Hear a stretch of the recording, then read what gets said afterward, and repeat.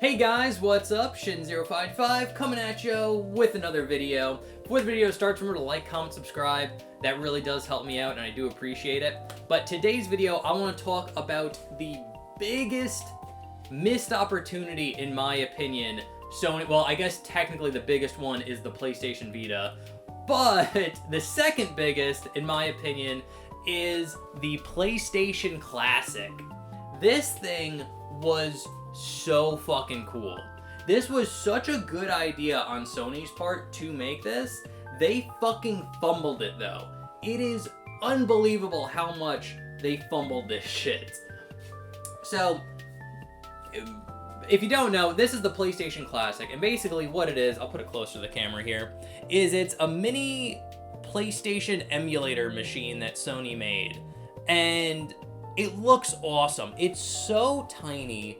And it emulates PlayStation 1 games. So basically what you do is it has an HDMI output, a power output, so you plug this into the outlet, you plug this into your TV, you hit the power button, and you're playing PlayStation 1 games. But where this failed was the games that they chose for this classic weren't the best. It's like they did have some heavy hitters. They had like Final Fantasy VII, they did have Metal Gear, but a lot of the games on here weren't the best. There's no Crash Bandicoot games. There's no Tomb Raider games.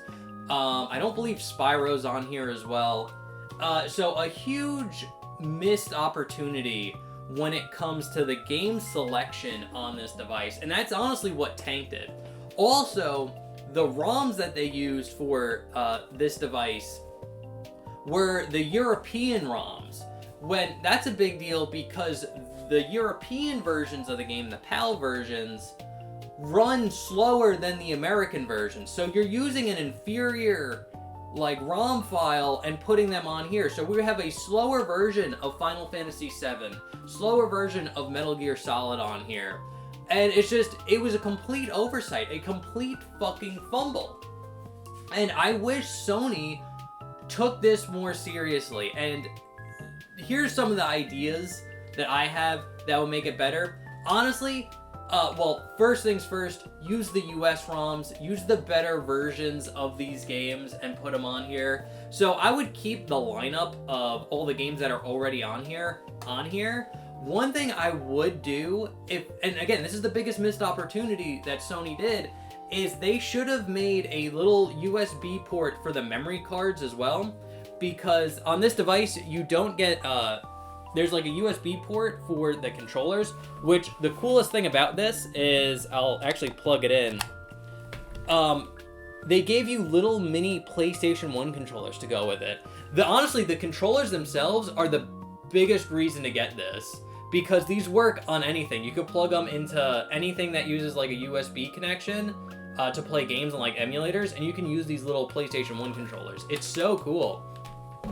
But what I would have done is I would have added another USB connection on the top, or make a customizable one where you could have little memory card slots that you put in, and then you could have sold game packs in the little memory cards. Make like a little flash drive with extra ROMs that you got later on that you can go to the store, buy a little game pack, have like a fighting game pack that has a bunch of fighting games from the PlayStation 1, and you plug them in here, and it just adds to the library that's already on this device. I think if they did that, this thing would have sold out like hotcakes. This would have been such a hot item to buy. And they just didn't. They just like decided, okay, we're just gonna have these one pre-installed games on here, and then we're going to, and that's it. But again, if you did that memory card game pack idea like I have, this thing would have been fucking amazing. And honestly, the best thing about this, and I do recommend buying it, because if you buy one of these, it is super easy to mod it, and the mods for these are non-destructive. So basically, I modded this one, and it's all on like a flash drive. So I take a flash drive, I plug it into port 2, and I can load in a bunch of the game files that I want to have on here, like my PlayStation 1 library, I can put on here and play with the flash drive in here. But the fact that it's non-destructive is basically when I turn this on with the flash drive, it's modded, and then I turn it off, pull the flash drive out, turn it back on, it's back to its original state. And that's the best part about like modding this thing. And again, you should have made memory card game packs for it. It would have saved this and again, this is such a great idea. I wish they would do this with the PlayStation 2. Make a PlayStation 2 classic, put a set number of games on there, and then make game packs for like the memory cards that you put in, and then to extend the game library. That would be so fucking killer. But again, Sony fumbled this. Just like they fumbled the fucking Vita, this was such a great idea, and Sony's poor management and like low effort on this completely killed it. So again, Sony just being a fucking retard, fumbling a great idea. This is one of the biggest missed opportunities of Sony. And it makes me very sad, because this is such a good idea. And the fact that this didn't sell well means we're not going to get a PS2 classic, and that makes me sad. So, anyway guys, thank you so much for watching. I hope you enjoyed. Let me know how you feel about the PlayStation Classic down in the comment section below. I'm sure everybody feels the way I feel, and this was such a missed opportunity. But, anyway guys, thank you so much for watching. I'll see you in the next one. Okay, thanks, bye.